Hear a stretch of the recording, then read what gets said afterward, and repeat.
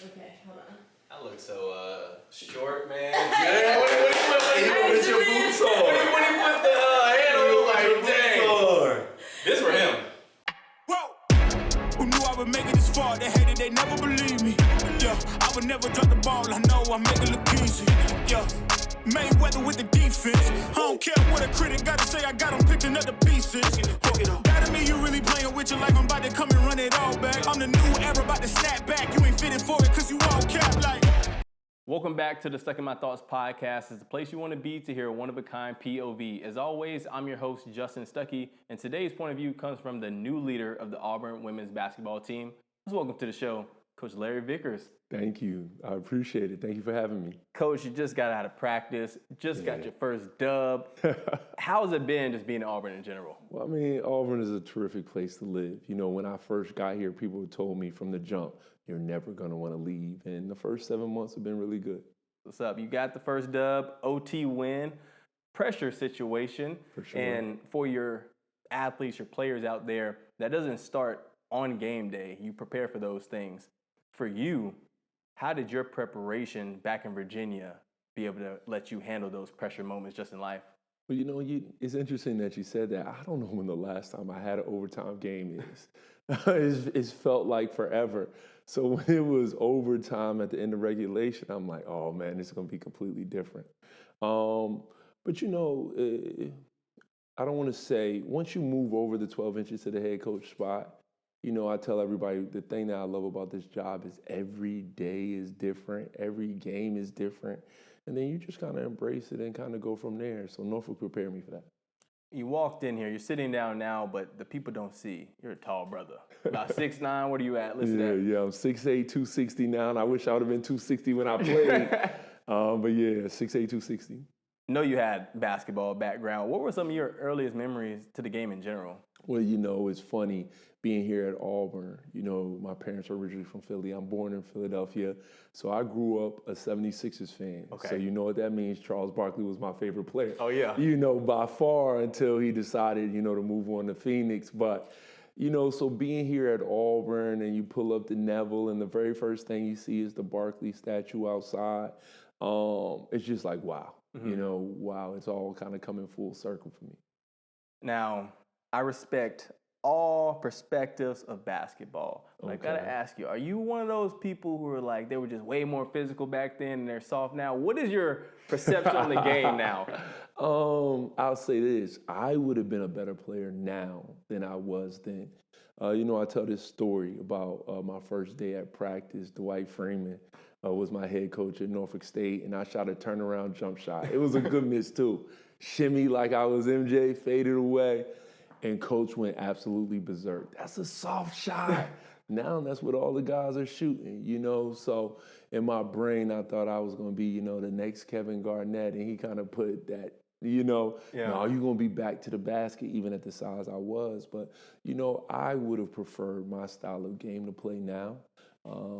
Like, even when you look at, like, somebody like Wemby, 7'5", dribbling the basketball. He's ridiculous. He did a reverse cradle and one and got this much off the ground. I'm like, this is a cheat code. No, it is. It is. It's a video game for sure. Yeah. It's a video game. But, you know, I'm not going to say it was more physical then. I will say I would love to play now, though. I got Wemby for MVP front runner right now. Him or Luka. Okay. I'm just throwing that out there. We may come back to this clip if they win. Okay. I'm just saying. So for you, now that you're in the coaching seat, you've gone through this for many years now, why women's basketball? Yeah. I'll tell you, you know, as everybody says, you know, be careful what you pray for. And I wanted to be Norfolk State's head basketball coach. I never said I wanted to be Norfolk State head men or head women's basketball coach. You know what I mean? So when the opportunity came, it was an idea that my AD had at that time. He kind of hired from within. So, you know, if you put the work in, you were eventually going to get a shot. So he came to our men's head coach at that time and myself with the idea. And I'm like, we're competing for a championship right now? No, but it was something he saw in me, and I tell everybody I would never go back, though. I really enjoyed it. Do you feel like that situation at the time was an uncomfortable one? Because you always hear you have to get outside of your comfort zone. For sure. What made you say, finally, okay, I'll do it, rather than what my maybe my intentions were originally. Yeah, we all kind of have this kind of path for ourselves as far as I want to play. Then if you want to coach, I want to coach, right? So when they offered me the assistant coach job out of college, my mom said, you taking that job, it has benefits, like these are once in a lifetime opportunities. Them asking me to be their head women's basketball coach, even though it was originally for 6 weeks, was a once in a life opportunity. And you got to jump on those moments. You have to. It was a temporary thing. Oh, yeah. So I actually got hired at the end of January. They fired our head women's basketball coach around, I think it was like January 20th. Mid-season. Auburn's feeling that right now. Yeah, so that's a sensitive subject for me. So they fired the coach with about 9 games left in the regular season and then 1 in the tournament. And I was just going to do it until they found a new candidate, but it was going to give me head coaching opportunity when the men's job came available. They offered me a 1-year interim at first, and then that turned into 3 years and 3 years and 5 years. Yeah. And a lot of basketballs. Yeah, and some wins. Yes, wins. It turned into some wins, luckily. We talked about just the state of the game back then versus now on the men's side, but women's basketball has been talked about at, I feel like, its highest level thus far. Yes. What is your perspective on the women's game in general? Well, I think if you're a basketball fan, you should love women's basketball. Just the intensity that we play with. We get on the floor, we're team first.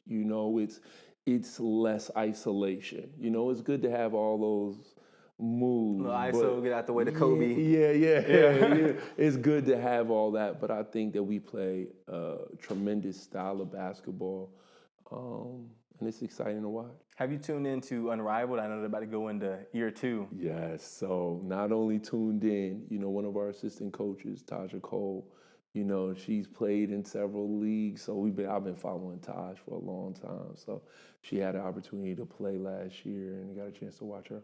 That's what's up. I'm so excited for year 2. We got some new faces in there. It's going to be exciting. One of the biggest headlines, I feel like, for the WNBA season this year was their CBA agreement and trying to give the women what they deserve as far as pay. From your perspective as a coach, you're trying to help these ladies who have basketball dreams get to that level. Have you been a part of conversations, or what have you heard as far as them advocating just to get their worth, what they feel like? Well, I'm on Twitter, so I see them advocating. And, you can tell, the Atlanta arena is only about, it's an 80-minute drive. So we went to a few games this year, and just to see the crowds there, looks to me like it's a little bit more. So, I'm not sure the numbers, but I hope they get what they want, But we're kind of going through our own CBA stuff in college basketball, with NIL now. G Leaguers going back to... Yeah, G Leaguers going back. So we're kind of engulfed in our own stuff right now. So I'm just trying to day by day figure that out. You talked about NIL. Yes. Very prevalent in college basketball, college athletics in general. But on my show, I also talk about real world problems. We see that, food stamps and all these things are going down. People are trying to figure out, where their next meal will come from. But these athletes who may come from poverty or impoverished places get to come to campuses and partake in NIL. How impactful do you think NIL will be now going forward for those athletes who come from those backgrounds to be able to give back and provide for their home life and their family back where they're from? Well, obviously I've only been here at Auburn 7 months, but my first game in Jordan Hare, I couldn't believe these guys hadn't been getting paid for the last 40 years, just to see 88,000, 89,000 people at a football. There's more people at a Jordan Hare game than our Eagles, the link only holds 65,000. So I've been to an Eagle game and there's more people at Jordan Hare. So, I know it's a touchy subject. Some people are saying, well, they're also getting a quality education at Auburn. They are, but when you're putting butts in the seats like that, and you might not be able to play in the NFL, you should be compensated as well. Yeah, I've had the opportunity to come to this university, partake in NIL as an athlete, as well as to get a degree. and very grateful for my time here, being able to have free education. Definitely a blessing. Don't have to pay those student loans. I'm hearing about people now talk about they owe this, owe that. Yes, for sure. NIL was nice. So pay the athletes, pay the players. You're now in the SEC, big university, as we know, but you came from an HBCU, and it's not often that HBCU coaches jump straight to P4 like that. What were the conversations internally, you and your family, when the opportunity was presented? Because your former team, you guys were just in March Madness. You've had great success. Yes. Well, that's kind of twofold. You hire an agent, and you just really, at first, I was just hired. I wanted my name to be on the floor at Joseph G. Eccles Hall at Norfolk State University. That was my goal. Coach LV floor, that was my goal. My goal was never to get this opportunity, So, you just kind of work as hard as you can and win games. When we really started getting calls a few years ago, it's like, well, I think my job is better. I think my job is better. I think my job is better. And then when you get an opportunity to get to a place, I think the difference between where I was before and where I am now, you work 10 months for really 1 week of basketball, conference tournament. True. Where here in the SEC, you can win 7 games and go to the NCAA tournament, right? And just having that opportunity is why I had to make this jump. At some point in life, for everybody, there has to be a time where you have to go to the next thing. What would be your advice for those people to, I don't want to say outgrow, but I feel like outgrow could be a good term to use, for them to say to themselves, okay, it's time for me to challenge myself in a new arena? Well, I think it's about you figuring out what your challenges are, right? So for me, I wanted to win 800, 900 games where I was and always be the all-time leader, But then this is a completely different challenge where, some will say we have the best coaches in the country in our league. And if I really want to put myself in that upper echelon, you got to beat them to do it. You got to be able to beat them to do it. And the thing with that is most times you can never get a team good enough at that level, just talent-wise, to even compete there. So my challenges have changed, right? I want to be one of those programs now that go to the NCAA tournament almost every year. Like 9 out of 10 years, we want to be that program. And it's going to take us time to get there. I've had an opportunity to build some great relationships. Last week, I'm watching South Carolina play. A graphic comes on the screen. This is from February. And it's like Coach Daly was 128-4 in the last 4 years. So I know what I got to deal with, right? But I want to be one of those 4, right? I want to have that opportunity. So I'm just excited with that moving forward. HBCU has a stigma about them. My dad, my uncle, my aunt, all went to HBCUs growing up. And at least from the football side, all you hear about, we going to games for the band, Yeah, for sure. This stigma about them. And it's a negative in some ways to think that these athletes can't ball. Obviously, that they can. What would you say to people all out there that may doubt what your capabilities or people's capabilities are coming from HBCUs, whether it's coaching or playing? Well, I think, there's been 2 big ones recently. 2 people that have kind of made the jump. Deion was first. Prime time. Right, prime time. And obviously, he's Deion Sanders. So, sometimes his name just kind of enters, gets him into places. And the difference with me is, I guess I've had success playing guaranteed games where I was before. So I would tell coaches that want to make the jump. I would tell coaches that this is something that they want to do. Schedule tough opponents. John Cohen and Dr. Roberts saw me coach a game. Yeah. You were here. Yeah, I was here 2 years in a row. 1 year down a couple points at halftime. The next year we actually won. Right? So you got to put yourself in an opportunity to be seen. I didn't know that there was going to be a job opening. Coach Johnny, I always followed her career. I watched her from afar. But I had no, you never know, how your footsteps are going to be ordered. You never know how the journey works out. You never know the journey. Culture, huge at HBCU. Yes. How much of that culture from Norfolk State will be prevalent in this Auburn basketball team? What you bring in here? What type of mojo we're going to have?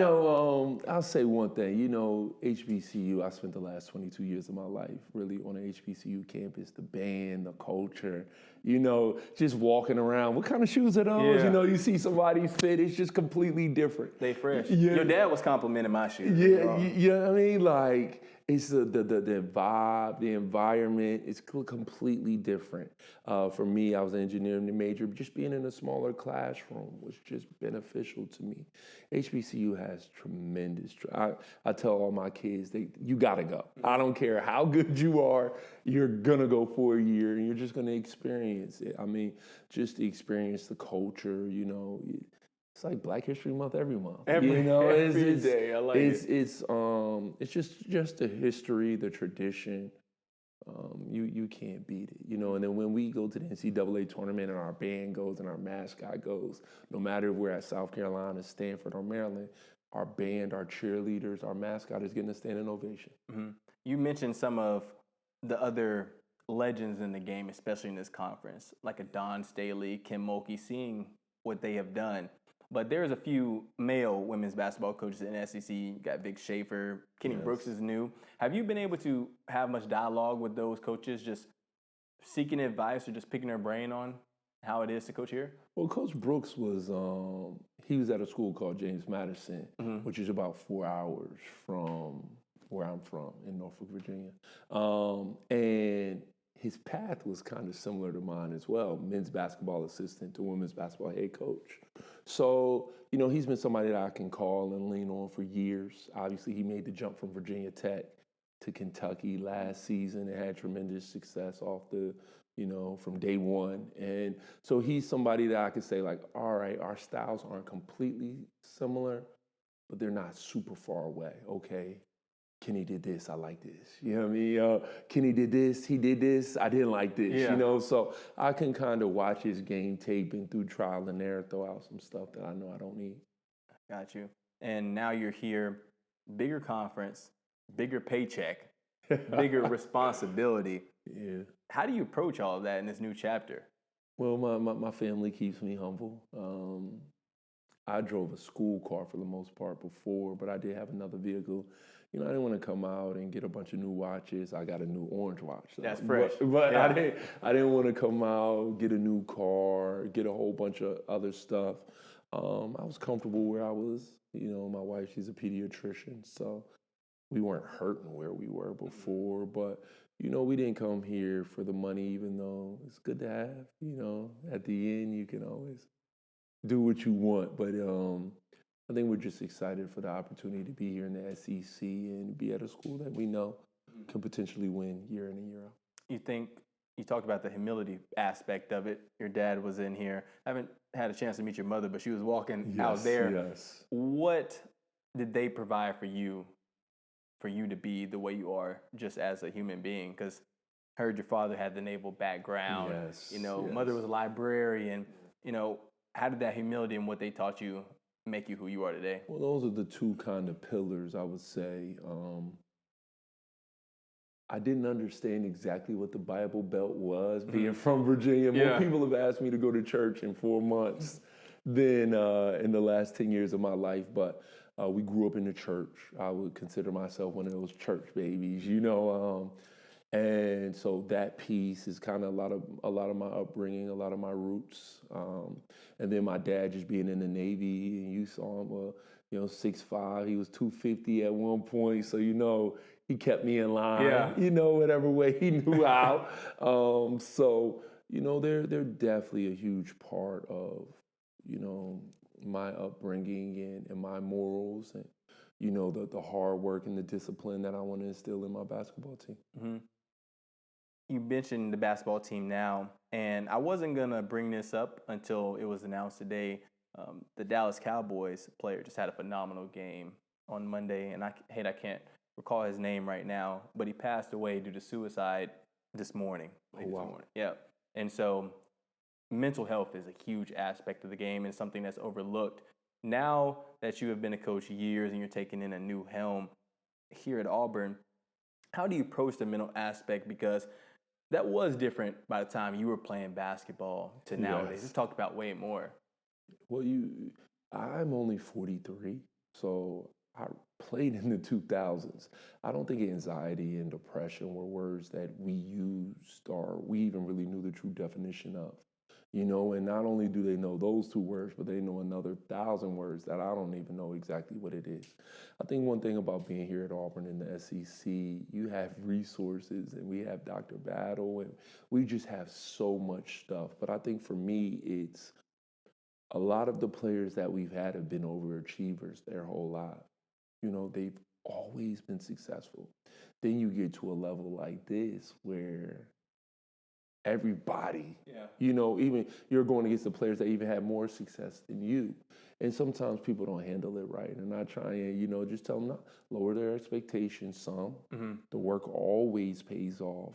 And, you know, day by day, you know, we can't, the way my coaches yelled at me, we can't necessarily do that all the time, even though, you know, we're going to be tough on our players. But you just got to, you got to lead with love and then do what else you need to do.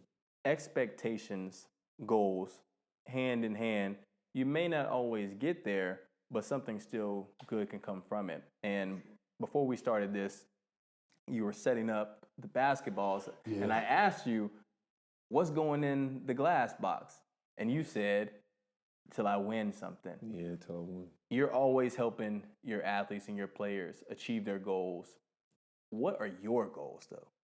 Well, I think for me now, I don't want to be Gino or Dawn, but I do want to have a program that when coaches turn it on, you know, I'm not sure. You hear your rapper's favorite rapper, right? Oh, yeah. I want to be one of your coaches, your favorite coach's favorite coach, right? I want to be somebody when Gino watches my stuff, like, oh, I like what he did there. When Dawn when she scouts us, oh, I like what he did there, right?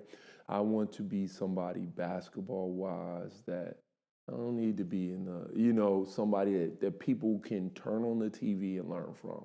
And then when they want to talk about it, they can email, call, and I'm there for them. You know, I tell everybody, you know, being 43, I am an internet baby too, a little bit, right? And with MySpace? Yeah, it was MySpace, a little Black Planet. Yeah. But where you can learn so much on the internet and on YouTube nowadays, and you know the stuff that I pick up from there, I want to obviously have people that you know can pull from me as well. Yeah. When you come to a major university, no matter what position you are, there has to be more obligations, more responsibilities, and you always hear there's no perfect work-life balance. So I'm not going to ask how you balance it. I'm going to ask how you manage it. You have a family, have a wife, have kids. Your parents are here. They're supportive. How are you going to be able to keep it all in motion and keep it even keel? Well, right now, it's just going to be a lot of work. You know, my family, I have a 2, 5, and 12-year-old, and they're all still in Virginia, and they know, hey, just kind of let them year one establish yourself, right? And so everybody's been super, super supportive of me making this leap, right? I didn't go to Maryland, 3 hours away. I went to Auburn, Alabama, 9.5 hours from home. Country mile. Yeah. So, you know, everybody's been super supportive. My parents are here for 2 weeks. They haven't missed a game really over my years. So when I told my mom I was going to Auburn, Alabama, she doesn't fly. You know, she began to freak out a little bit, but she's going to take her first flight in some years this year so they can get down here and support me more. It's sacrifices in anything worthwhile. I'm big on advice. You know, you've been able to be somebody who's proven, and that's why you're on the show. I respect the work that you've done. I watched you before I even knew you were a candidate for the job here at Auburn. Can you just give advice to the people out there watching about what it might take for them to reach their goals, just sacrifices or whatever? Well, I'm one of those people that really do believe in the work, right? No shortcuts. You know, I think that's the only reason why I'm here.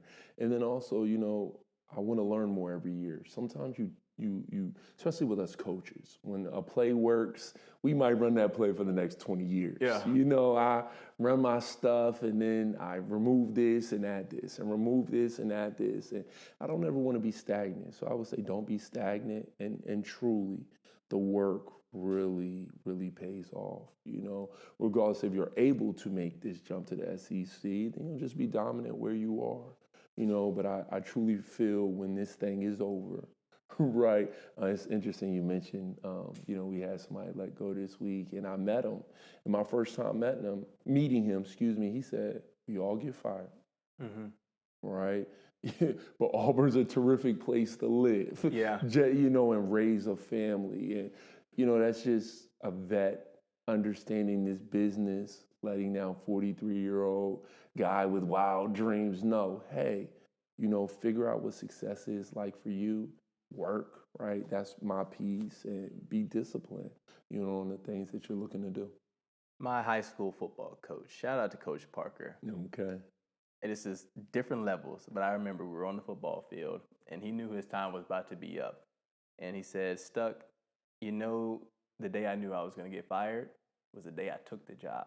And that resonated with me, because you have to know what you're getting into and being able to take that jump, as you said earlier. And now that you're 1-0 in the LV era here at Auburn, just talking about the team, what is the identity you want people to see and be able to express when they see Auburn women's basketball? They can describe your team as what? Well, one thing, you know, the only reason I'm sitting here is because my team has been solid defensively. Really more than solid. They've been really, really good defensively. And if you see us not contesting shots, you know that's not us. You know, we want to be a team that contests everything, and we want to make your life difficult. And at the end of that game, you're like, why did we only score 53 points? And they just not know, you know, that defense isn't that good. No, they are that good. But we want to play good defense, but also be creative and innovative in the things we do offensively. We also want to play with pace. So I'm not really worried about the scoring defense number more than the field goal percentage defense number, because we want to play fast as well. If we can score in the first 7 seconds, we want to do that. So my goal is to be a B at everything. Right? Sometimes you watch some programs in our league that are A's in what they do, right? But when they play this team, they just struggle, right? I want to be a B in everything, and we can play everybody's style, you know, and we can be in every game. So that's our goal, and I hope everybody's able to see that this year and year one as we begin to grow this thing for the future. I think year one and in those initial years, the word I describe for programs is belief. Number one, you have to get your team to believe in what they're doing. You have to get a fan base to believe, to show up to the stands. But I tell everybody, nobody else is going to believe in you if you don't believe in yourself. So for you personally, where does your own sense of self-belief come from? Because you wouldn't be here at Auburn if you didn't believe in yourself. You wouldn't have had all the MEAC championships. You wouldn't have been tenured at Norfolk State for so long if you didn't believe in yourself. Yeah, well, you know, it's interesting that you mentioned that, because the day I took over the job, there were 351 teams in Division I, and we were 351, right? So to go from that to now, sitting here at Auburn and actually getting AP top 25 votes last year at Norfolk is bananas, right? And this year here at Auburn, we're buckled in. That's our slogan for the year. And it's interesting that you said that, because the B and buckled in is believe, you know. So we know it's going to be some ups and downs. This thing's going to be a roller coaster this year. I have 12 new players, a new staff of 12 as well. You know, so many assistants and everything. So it's 24 new people trying to figure out who I am as we kind of lead this thing moving forward. But we're excited, and we're going to believe, and we're buckled in, and we know it's going to be a roller coaster, but it's going to be a good ride. Have you taken a second just to soak it in? So I got the job, I want to say March 24th was my first official day. SEC meetings, we're preparing for SEC meetings Memorial Weekend. So the weekend before Memorial Weekend, we have a head coach Zoom call. I had been so busy. You know you're an SEC head coach. Yeah. You know you got to I don't know about being an SEC head coach. Well, you know you got to get SEC caliber players. But I get on the Zoom and I'm like, oh, bleep. That's Kim Mulkey. Oh, bleep, that's Dawn Staley. Oh, bleep, that's Kenny Brooks. Oh, bleep, that's Vic Schaefer. Yeah. Oh, man, that's Jenny? Oh, man, Yeah. right? Oh, there go Yo. It's like, oh, that was my reality moment. It almost took me 2 months to have it. So on January 1st, I'm pretty sure there'll be another one. But I'm excited. I'm excited about the test. I'm excited about the challenge. Man, I love to hear that because I feel like everybody, no matter what dream they have, there's always a level they want to hit. I know for me, coming to Auburn in general as a high-level track and field athlete, once I got to campus, I think it took me having to get up early to go to class when not many people were on campus and just walking. I was like, man, I'm here. I made it. I'm here.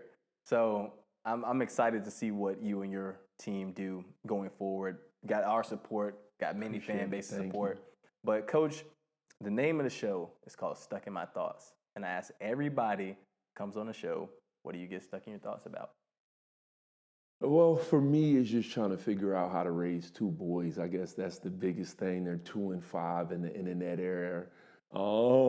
My daughter, she's 12, she's smart. But them boys, they're 2 and 5. That's really probably on the top. How do I raise 2 strong young men that are going to be leaders and trying to figure out that foundation for them, right? Because sometimes being a college basketball coach, your kids' lives isn't real, you know, and so just trying to figure out how to handle that. Other than that, just trying to win basketball games, you know, it's us coaches with our hair turned gray a little earlier for a reason. Got the fresh line up there. Yeah. It's gonna be line.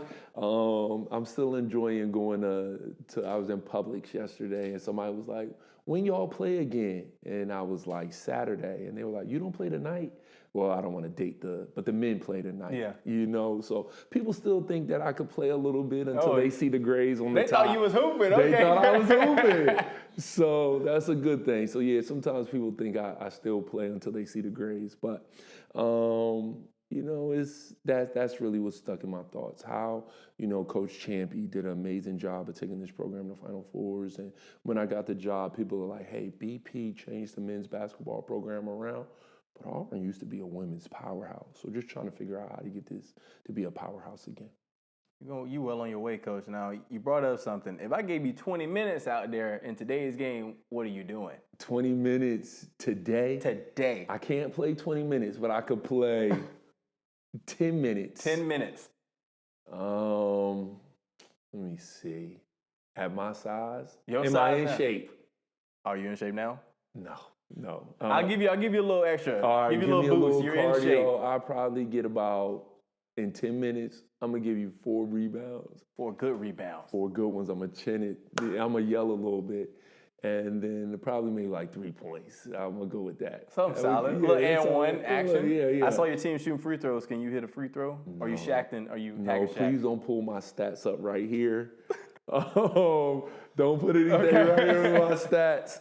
I was a tip dunk guy. I dropped off, got tip dunks, caught it off the rim. I was a good athlete. You know what I mean? So when y'all see my form, just know that I hired Candace Jackson and Caroline McCombs to fix jump shots, not me. Yes, sir. Yes, sir. All right, Coach. Who should be on the show next? Wow. I guess I won't leak any inside information because I know who our next interview is. Yeah. I don't know. I love what you did with the HBCUs. I also love your vision for the show. Have you had Dewanna Bonner? No. I think you should have Dewanna next. She's coming to a game. Hopefully I can help set that up. We speak it into the atmosphere. Speak it into the She's got her jersey retired. She has her jersey retired. We need her on Stuck in My Thoughts. Definitely have to be on Stuck in My Thoughts. Coach, I appreciate the time, man. Thank you, man. Yes, sir. Y'all, appreciate you guys tuning in. Make sure you go ahead, like, comment, subscribe. Keep up with Coach LV and the Auburn women's basketball team all season. We out of here. War Eagle. War Eagle. Whoa! Who knew I would make it this far? They hated, they never believed me. Yeah, I would never drop the ball. I know I make it look easy. Yeah.